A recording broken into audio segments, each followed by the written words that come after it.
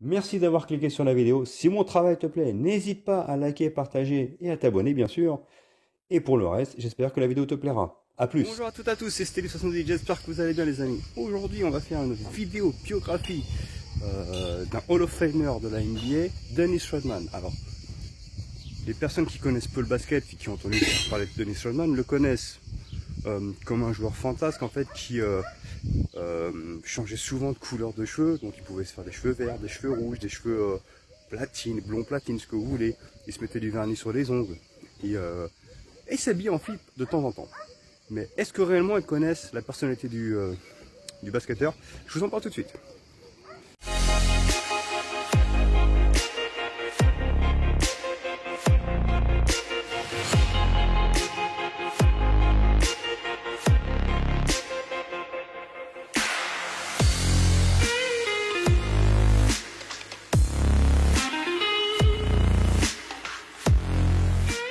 Alors les amis, Dennis Rodman est connu comme un joueur fantasque, mais sachez que c'est l'un des meilleurs rebondeurs et l'un des meilleurs défenseurs de l'histoire de la NBA.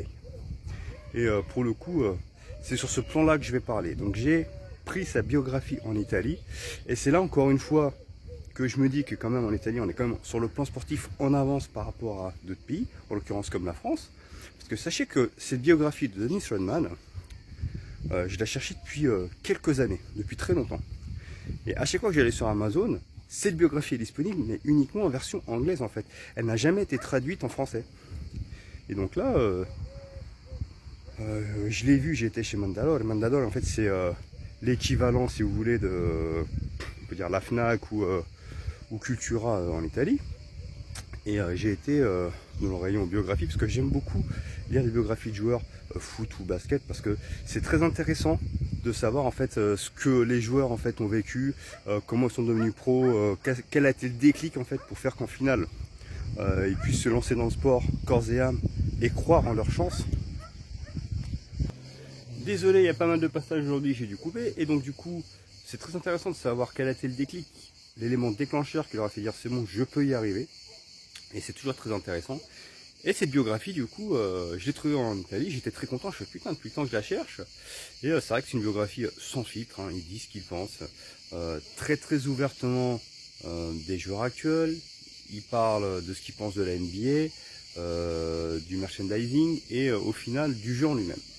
Donc c'est très intéressant, c'est vraiment une biographie où il se confie.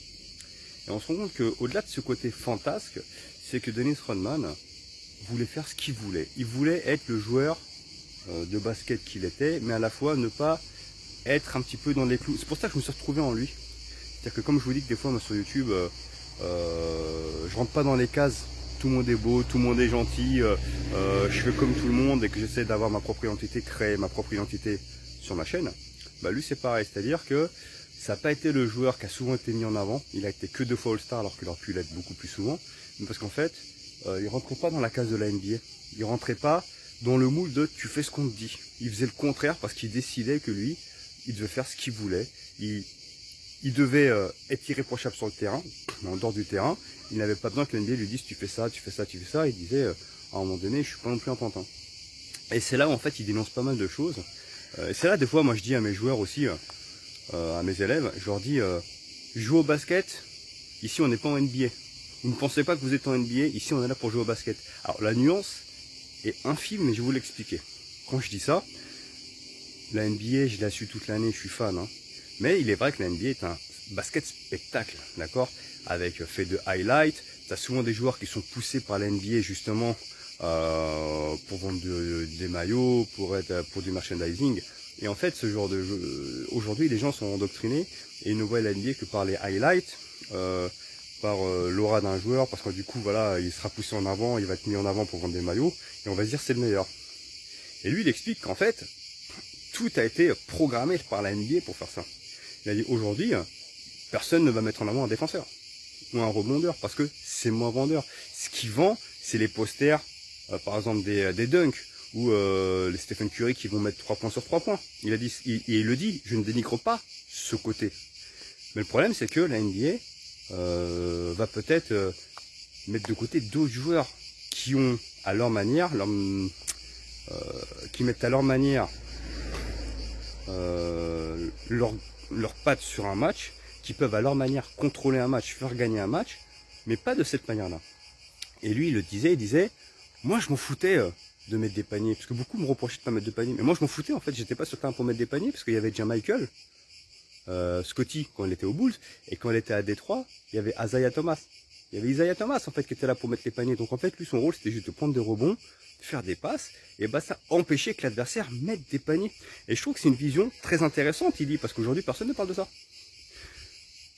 Dennis Rodman tournait à quasiment 20 rebonds par match. Il disait bah c'est 20 rebonds par match, et c'est 3-4 blocs, bah nous permettait de gagner des matchs, parce que quand tu prends 20 rebonds par match, ça veut dire que tu empêches l'adversaire de marquer, et au final c'est tout aussi important que le mec qui va se courir en face, tout simplement. Donc c'est très intéressant, il dénonce pas mal de choses, c'est assez cru hein, ce qu'il dit hein, quand même. C'est pour ça, je vais pas non plus vous spoiler le livre. Après je pense que très peu pourront le lire justement parce qu'il n'a jamais été traduit en français. Alors à part les anglophones qui pourront l'acheter via Amazon, le faire venir en anglais, le lire en anglais, ou les Italiens qui comme moi en fait peuvent le commander via l'Italie en fait. Parce que voilà, il a été traduit en italien. Mais je trouve que c'est très intéressant ce qu'il dit, il parle beaucoup de choses. Il a été aussi souvent connu comme la personne qui a été avec Madonna, d'accord. Donc il dit voilà, après on parlait que de moi parce que j'étais avec Madonna. Mais Madonna c'est une personne respectable. Et on voit d'ailleurs qu'il avait beaucoup de respect pour elle et qu'il a encore beaucoup de respect pour elle. Alors, je vous précise que quand il a fait cette interview à la base, il a fait cette interview quand il était encore au Chicago Bulls. Il était encore en activité. C'est pas une biographie qui a été faite après la fin de sa carrière. Mais il en parle en disant voilà, ce qui est marrant c'est qu'on lit ça aujourd'hui et on sent que on a l'impression de vivre ce qu'il a vécu à l'époque. Donc c'est très intéressant. C'est un joueur qui, comme il dit, voilà, petit j'étais maigre, j'étais moche. Il a fait des petits vols par-ci par-là. Mais au final, de par son abnégation, il a décidé lui de se concentrer uniquement sur la défense et les rebonds.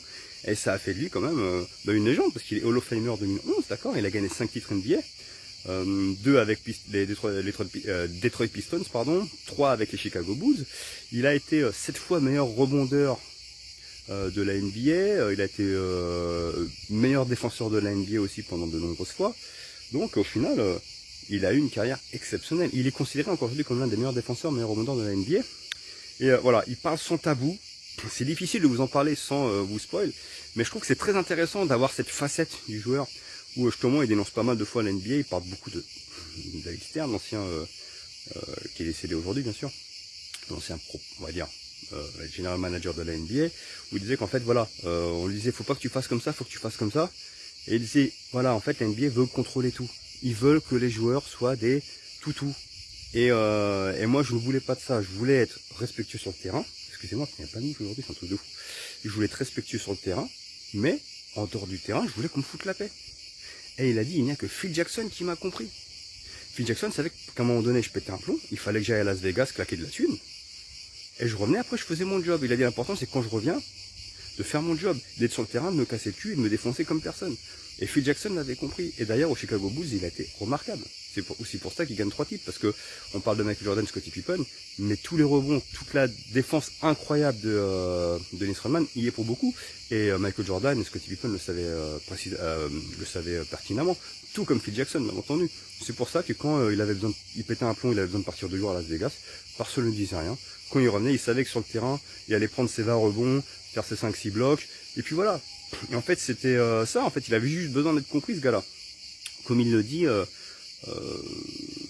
on est aujourd'hui en NBA, on est des produits de consommation, mais nous sommes avant tout des humains, et c'est ce qu'ils n'ont pas, c'est ce qu'ils n'ont, excusez-moi, c'est ce qu'ils n'ont pas compris.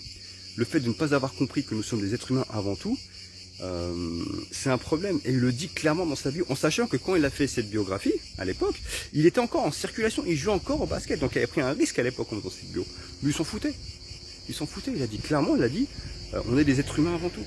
Respectons-nous. Et on endoctrine des gamins, des personnes, pour nous forcer à aimer tel joueur, parce que c'est eux qui ont décidé de le mettre en avant. Il y a des joueurs qui ont été mis en avant, qui étaient bien moins bons que certaines personnes, en retrait en l'occurrence. Tout simplement. Lui en l'occurrence il était considéré comme un méchant, qui mettait des coups. Il a fait moi en fait non. Hein. Moi je mettais pas de coups en fait. Hein. Je mettais des coups si on m'en donnait. Il parle de John Stockton ou de Karl Malone qui disaient eux étaient des méchants. qui mettait vraiment des coups, sauf qu'ils étaient plus malins que moi, ils le faisaient, il n'y avait pas toutes les caméras d'aujourd'hui, hein. Ils le faisaient sans que personne les voie. Alors moi je m'en foutais qu'on me voie. Donc moi quand ça m'énervait, ils me mettaient des coups tout le match, je leur en mettais des nions. Sauf que moi on me voyait devant la caméra parce que je voulais montrer que je me laissais pas faire. Et c'est lui en fait qui a eu des amendes à payer, qui a eu des prunes. Il le dit, oui, j'ai été moins malin qu'eux, mais j'ai rien à me reprocher. Il explique aussi, il explique plein de choses sur l'NBA, sur le monde de l'NBA, c'est très très intéressant. Donc je trouve ça dommage que cette biographie de Dennis Rodman ne soit jamais apparue en fait en France. C'est tout à fait dommage. Parce que il dit des choses que j'en lis des biographies hein, de basketteurs, de footballeurs. Je crois que c'est l'une des seules biographies que j'ai lues où clairement t'as un mec qui va dénoncer le système NBA. Clairement. Et je suis même surpris que cette biographie en fait soit quand même sortie.